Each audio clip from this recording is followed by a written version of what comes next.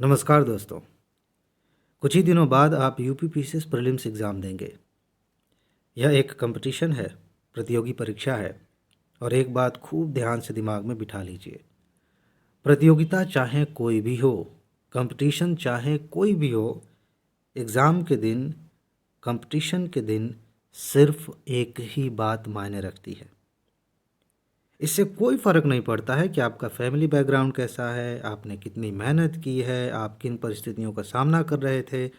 ये सारी बातें अपनी जगह महत्वपूर्ण हो सकती हैं, लेकिन एग्ज़ाम के दिन सिर्फ एक ही बात मायने रखती है, और वो ये है कि दिए गए समय में जब कंपटीशन चालू था, जब आपको 2 घंटे का समय दे दिया गया था, आपके सामने क्वेश्चन पेपर आ गया था, उस समय आपने कैसे परफॉर्म किया। सिंपल। इसी से आपके स्कोर्स तय हो जाएंगे। इसी से यह भी तय हो जाएगा कि आप प्री के बाद मेंस देने जा रहे हैं या नहीं देने जा रहे हैं। और आज मैं एक बहुत ही शानदार, बहुत ही साइंटिफिक, बहुत ही प्रैक्टिकल उपाय बताने जा रहा हूं, जिसे अगर आपने समझ लिया तो अगर कुछ नंबर से आप फेल होने वाले होंगे ना, तो भी आप पास कर जाएंगे, आसानी से आप क्वालिफाई कर जाएंगे। और अगर आपकी तैयारी थोड़ी भी ठीक ठाक है तो बहुत आसानी से आप 100 प्लस, 120 प्लस स्कोर कर सकते हैं। बहुत सारे लोग करते हैं। तो सीधे पॉइंट पे आते हैं और मैं आपको समझाता हूँ कि वो तरीका कौन सा है जिसे आपको अपनाना है अभी से, आज से ही, इस वीडियो को देखने के बाद से ही। चलिए, एक तरीका है, लेकिन इसके फ़ायदे बहुत ज़्यादा हैं। अगर आपने इसे समझ लिया तो जो दिमाग में क्वेश्चन आता रहता है कि नेगेटिव मार्किंग से कैसे बचेंगे, उससे भी छुटकारा हो जाएगा। जो आप परेशान होते रहते हैं कि समय कम पड़ जाता है, उससे भी आपको छुटकारा मिल जाएगा। आपको जो हड़बड़ाहट होती रहती है, उसकी वजह से कुछ गलतियां हो जाती हैं, उससे भी छुटकारा मिल जाएगा। उपाय सिर्फ एक ही है, बड़ा ही प्रैक्टिकल उपाय है, समझिए इसे। एग्जामिनेशन हॉल में हम जाते हैं, बैठते हैं, थोड़ी देर बाद हमें पेपर मिल जाता है। शुरू के 1-2 मिनट में ही तय हो जाता है कि हमारा पेपर अच्छा जाएगा या बुरा जाएगा। कैसे? देखिए, ये नहीं कह रहा हूँ कि रिजल्ट तय हो जाता है। हो सकता है बीच में आते आते आप संभल जाए, शुरू में थोड़ी हड़बड़ा गए थे, बीच में आते आते रिलैक्स हो जाए। लेकिन बहुत सारे लोगों के साथ दिक्कत ये होती है कि वो शुरू में ही गलत स्टेप ले लेते हैं, गलत तरीके से पेपर को हैंडल करने लगते हैं और काम बिगाड़ लेते हैं। आपके लिए मैं सीधे वो बात बताने जा रहा हूँ। देखो, इसे तो मैं बहुत सारी चीज़ें बता सकता हूँ कि ये गलती करते हैं लोग, ये गलती करते हैं, लेकिन हमें उस पे काम करना है ना, जो काम आने वाली चीज़ है, जिससे हमें लाभ होने वाला है। तो सीधे वो बात करते हैं कि जब आपको पेपर मिले तो आपको पेपर के साथ कैसे बर्ताव करना है, कैसे पेपर को देखना है, कैसे उसे हल करना है, ये चीज़ समझ लीजिए। और इसको समझने के लिए एक एग्ज़ाम्पल समझना ज़रूरी है, ताकि आप देखो, वो यही है, इसी का हिस्सा है। ऐसा नहीं है कि एग्ज़ाम्पल मैं समझाऊंगा फिर अलग से कोई बात बताऊंगा, वो एग्ज़ाम्पल इसी का पार्ट है। तो होता यह है कि पेपर मिला, हम में से बहुत सारे लोग ऐसे हैं, पढ़ते पढ़ते गए। कुछ लोग तो ऐसे करते हैं कि किसी ने कह दिया बीच से पढ़ना, आसान क्वेश्चन मिलेंगे। किसी ने कह दिया आखिरी से पढ़ना, आसान मिलेंगे। किसी ने कह दिया पहले पूरा पेपर पढ़ जाओ, फिर उसके बाद से क्वेश्चन हल करने बैठना, ताकि पता चल जाए क्वेश्चन पेपर है कि आसान है। क्या मतलब है इसका? लोग करते हैं, हमें नहीं करना। लेकिन जैसे भी तरीके आपने अपनाए, हम जाते हैं, आगे बढ़ते हैं। एक क्वेश्चन आया, सही हो गया, ये आया, सही हो गया। ऐसे करते करते एक क्वेश्चन ऐसा आता है जहां हम ठहरते हैं। थोड़ा ट्रिकी क्वेश्चन है, सोचना पड़ रहा है कि इसका उत्तर क्या होगा, और यहीं से सारा खेल बदल जाता है। यही वो पॉइंट है जहाँ से 90% लोग फेल होने के रास्ते पे चले जाते हैं, 90% से ज़्यादा ही। और यही वो जगह है जहाँ कुछ लोग संभलते हैं और आसानी से पेपर, चाहे कितना भी कठिन हो, आसानी से कम इतना स्कोर कर जाते हैं जिससे कि उनका प्री क्वालिफाई हो जाए। क्या होता है, क्वेश्चन हल करते करते हम गए। एक चीज़ और समझ लीजिए, बड़ी कमाल की चीज़ है। यूपीपीसीएस की खास बात यह है कि 150 क्वेश्चन आए, 150 में से लगभग 80% क्वेश्चन ऐसे होते हैं जो सीधे सीधे फैक्चुअल हैं। यानी कि अगर आपने तथ्यों को पढ़ा है, आपने कुछ चीज़ों को याद किया है, आप क्वेश्चन देखेंगे और तुरंत आपको आंसर भी दिख जाएगा विकल्पों में। पिछले 28 साल की वीडियो मैंने दी है, 26 साल की जब मैंने दी थी तो आपको दिखाया था, वहाँ से 77 क्वेश्चन सीधे सीधे आ गए थे। हैं, इस साल भी आएंगे।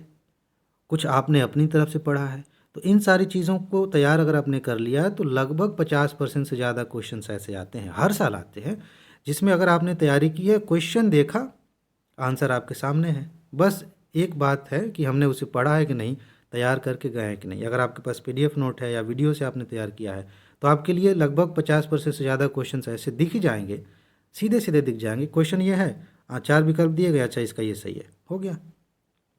तो कुछ क्वेश्चंस, कुछ नहीं, 50% से ज़्यादा, लगभग 80% तक क्वेश्चन ऐसे होते हैं जिनका आपने देखा, क्वेश्चन को देखा, विकल्प देखा और तुरंत आपको उत्तर दिख जाता है। कुछ सेकंड्स में आप हल कर लेते हैं क्वेश्चन को। ये बात मैंने बीच से निकल के क्यों कही, अभी समझ में आएगा। मैं यहाँ था ना कि हम सही करते जा रहे थे, सही करते जा रहे थे, एक क्वेश्चन आया जहाँ पे हम सोच रहे हैं। क्या होता है कि अगर आप यहाँ फंस गए, लोग फंसते ही हैं, तो फिर आपका फिर समय भी खराब होगा, आप प्रेशर में भी आ जाएंगे। आपके लिए आगे आने वाली संभावनाएं, जो अच्छे क्वेश्चंस थे जिनको आप सही कर सकते थे, इस मूड खराब होने की वजह से वो भी गलत हो सकता है, होता है। बहुत सारे लोग कहते हुए मिल जाते हैं कि मेरा कुछ नंबर से रह गया, 2-4 नंबर से रह गया। उनसे पूछिएगा कभी डिटेल में कि क्या तुमने ये गलती की थी, कहेंगे हाँ की थी। ज़्यादातर लोग ऐसे मिल जाते हैं। हमें क्या करना है, हमें कौन सा तरीका अपनाना है, खूब अच्छे से इसको समझिए और प्रैक्टिस करिए, बड़ा मज़ा आएगा। आप पहले से ही माइंड सेट बना के जाइए। एग्ज़ामिनेशन हॉल में जाने से पहले 100 बार अपने आप से मन ही मन कह लीजिए कि इसी पे मुझे काम करना है। और काम क्या है, क्वेश्चन पेपर आपको मिला, आपने क्वेश्चन देखा, आ रहा है, सही लगा दिए, देखा आ रहा है, सही लगा दिए, फिर एक क्वेश्चन आया कि नहीं आ रहा, या 2 विकल्पों में कन्फ्यूज़न है, इसके साथ हमें उलझना नहीं है। This is the one and only one rule कि हमें क्वेश्चन के साथ उलझना नहीं है। यहाँ 2 तरह की प्रतिक्रियाएं होती हैं। कुछ लोग ऐसे होते हैं जो ये सोच के वहाँ रुक जाते हैं कि बस थोड़ा सा ही तो दिमाग लगाना है, अभी आगे जाएंगे, बाद में हो सकता है टाइम न मिले तो इसको हम कैसे दोबारा आके हल करेंगे, तो थोड़ा ही रुक जाते हैं, अभी याद आ जाएगा, अभी कर लेंगे। तो ये वो लोग हैं जो रुक के सोचने लगते हैं, विचार करने लगते हैं कि क्या होगा, ए होगा, बी होगा, सी होगा, डी होगा, क्या होगा।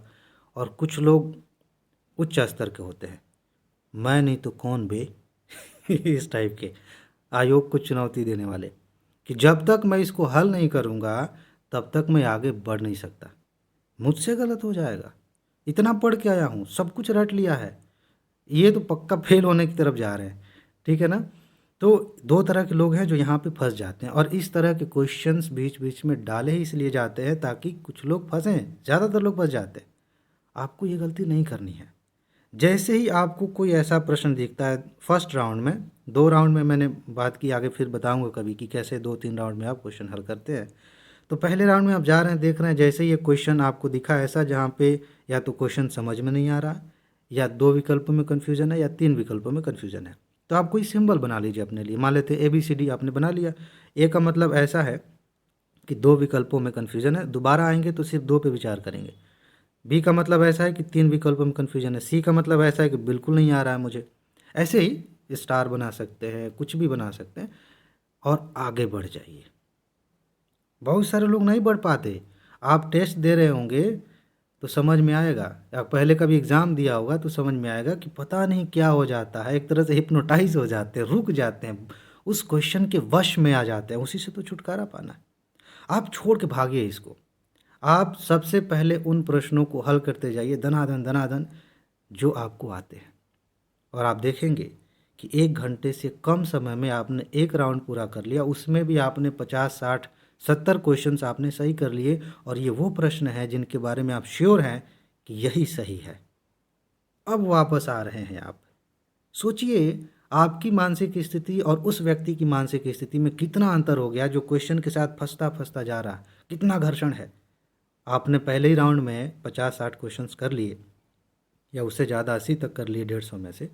आपका आत्मविश्वास अलग लेवल का है, आप अलग राहत महसूस करेंगे। अब कोई प्रश्न फंस भी रहा है तो आप देख के मुस्कुराएंगे, आप उस पर ज़्यादा परेशान नहीं होंगे, क्योंकि आपने पहले राउंड में ठीक ठाक प्रश्न हल कर लिए हैं। अब आप सही मायने में मैनेजमेंट कर पाएंगे उन प्रश्नों के साथ जो गलत हो सकते हैं या थोड़े ट्रिकी हैं।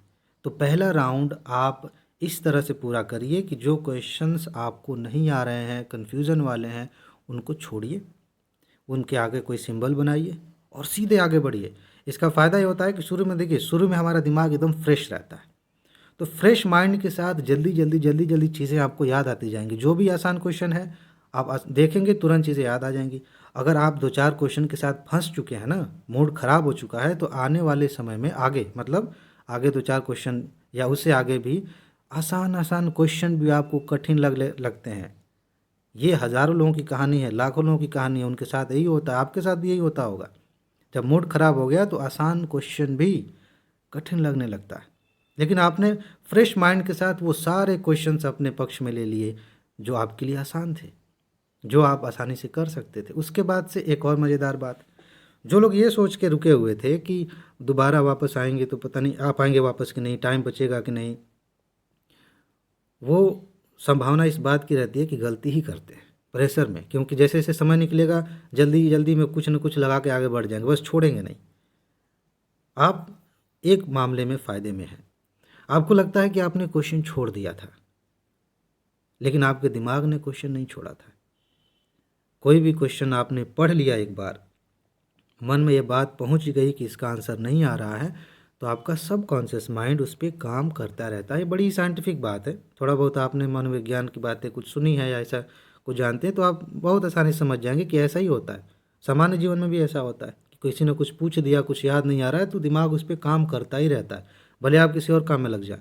वैसे ही भले ही आपने एक राउंड बहुत मस्त फॉलो कर लिया, उसको सारे आसान क्वेश्चंस को हल कर लिया, लेकिन सबकॉन्शियस माइंड में वहाँ भी काम चल रहा था जिनको आपने छोड़ा है।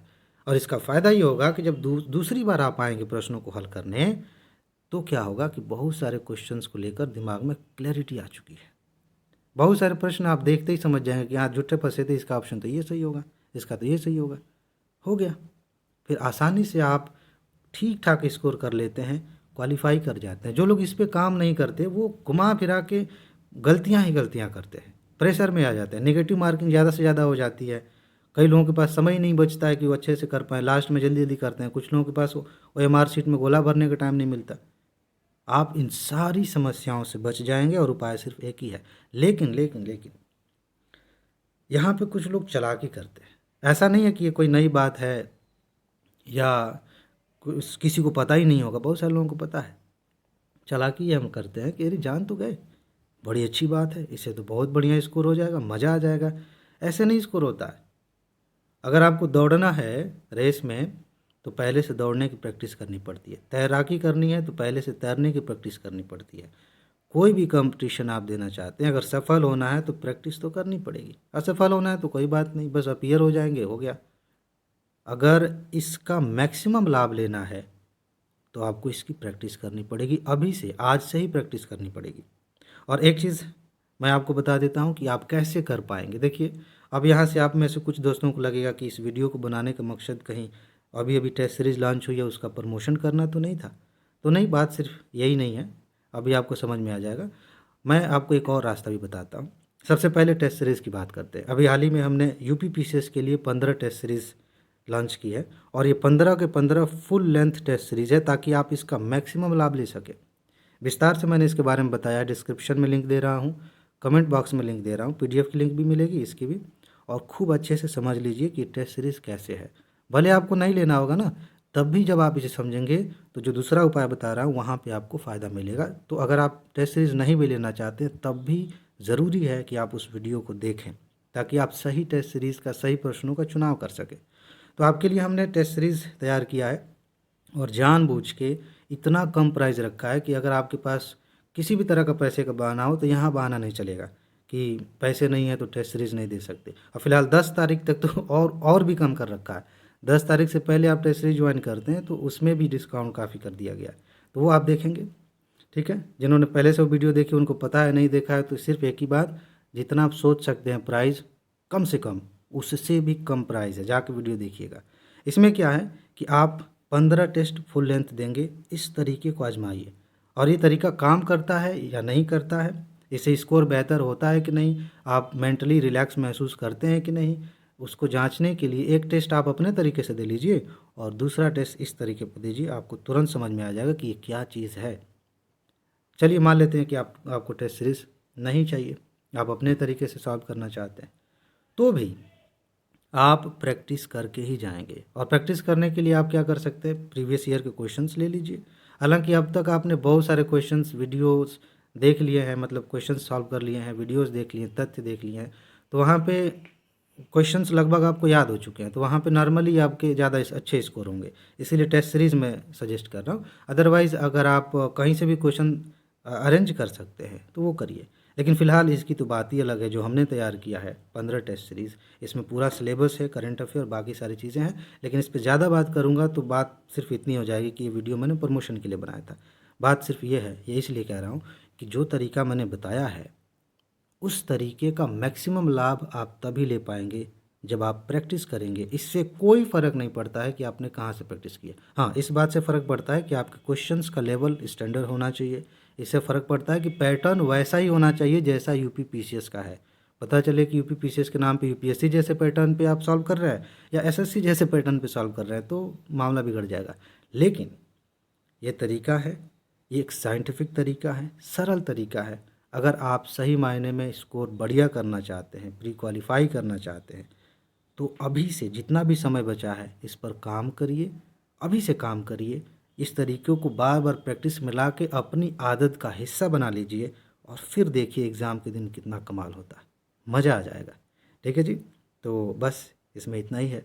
अपना ख्याल रखिए, खुश रहिए, मस्त रहिए, मुस्कुराते रहिए, जल्दी से सफल होइए और ज़िंदगी को एंजॉय करिए। आगे मिलते हैं। नमस्कार।